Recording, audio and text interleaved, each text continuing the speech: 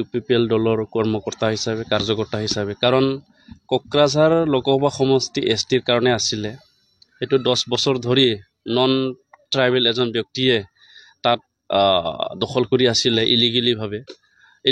এইটোৱে কাৰণে কৈছো মই যেটো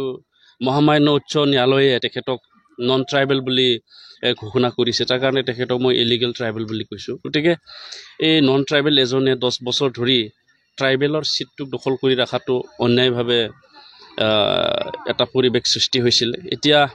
অসমৰ মাননীয় মুখ্যমন্ত্ৰী ডক্টৰ হিমন্ত বিশ্ব শৰ্মা ডাঙৰীয়া আৰু আমাৰ ৰাজ্যিক বিজেপিৰ সভাপতি ভৱেশ কলিতা ডাঙৰীয়া আৰু আমাৰ বিত্তীয় প্ৰধান প্ৰমোদ বড়ো ডাঙৰীয়া তেখেতসকলৰ প্ৰচেষ্টাত আৰু ৰাইজৰ সহযোগত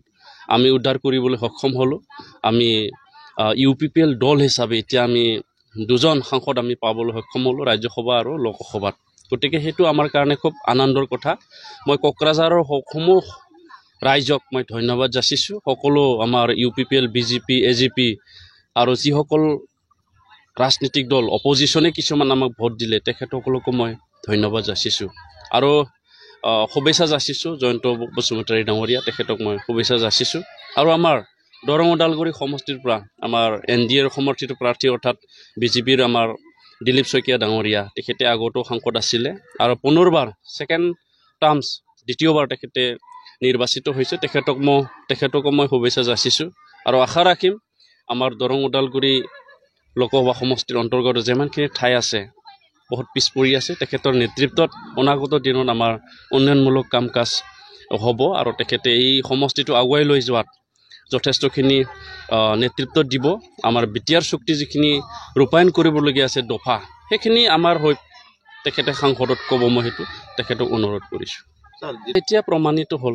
হাগ্ৰামা মহিলাৰী ডাঙৰীয়াৰ লগত ৰাইজ আছে না নাই হেতু প্ৰমাণিত হ'ল আজি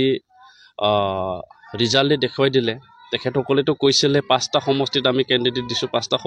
সমষ্টিতে তেখেতসকলে জিকিব বুলি কোৱা আৰু কৰা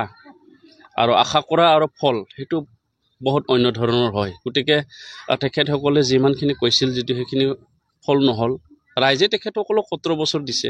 17 বছৰ দিয়াৰ পিছত আকৌ তেখেতসকলৰ ৰাইজে সুবিধা নিদিয়ে এতিয়া চাই থাকিব আপোনালোকে আমাৰ UPPL দলত অৰ্থাৎ বিটিআৰ গভৰ্ণমেণ্টত আমাৰ BPFৰ পৰা যেমানখিনি MCLA আছে তাৰ প্ৰায় 4জন মান আমাৰ লগত এতিয়া আহাৰ কাৰণে যোগাযোগ হৈ আছে গতিকে তেখেতসকলে চাইছে যেহেতু সাংসদ নিজিকিলে আৰু বাই ইলেকশ্যন হ'ব আমাৰ সিডলিৰ কাৰণে তাতো তেখেতসকলে নিজিকিব হেতু খাটাং হৈছে আৰু কোকৰাঝাৰৰ যি সমীক্ষা আমি চাইছো তাত যেমানখিনি LAC সেকশন আছে বা বিধানসভা সমষ্টি আছে তাত তেওঁলোকে জিকা নাই গতিকে MCLA তেখেতসকলে জিকিব নোৱাৰে তো 25তো তেওঁলোকে নিজিকিব গতিকে তেখেতসকলে যেমান কলিও হেতু নিজিকে নাই এটো ফাইনাল সেমি ফাইনাল বুলি কোৱাটো কোনো হেৰি নাই তেওঁলোকে হেতু মানে সজাই পেলে কোৱা হয় কথা এটো ফাইনাল সেমি ফাইনাল বুলি কোৱাটো ৰাইজক অলপ বিভ্ৰান্তিত পৰিব কাৰণে বা বিভ্ৰান্তিত ল'ব কাৰণে বা ৰাইজৰ মনটো জয় কৰিব কাৰণে হেতু কৈছে ফাইনাল সেমি ফাইনাল বুলি কোনো এটা হেৰি নাথাকে ৰাজনৈতিক দলত গতিকে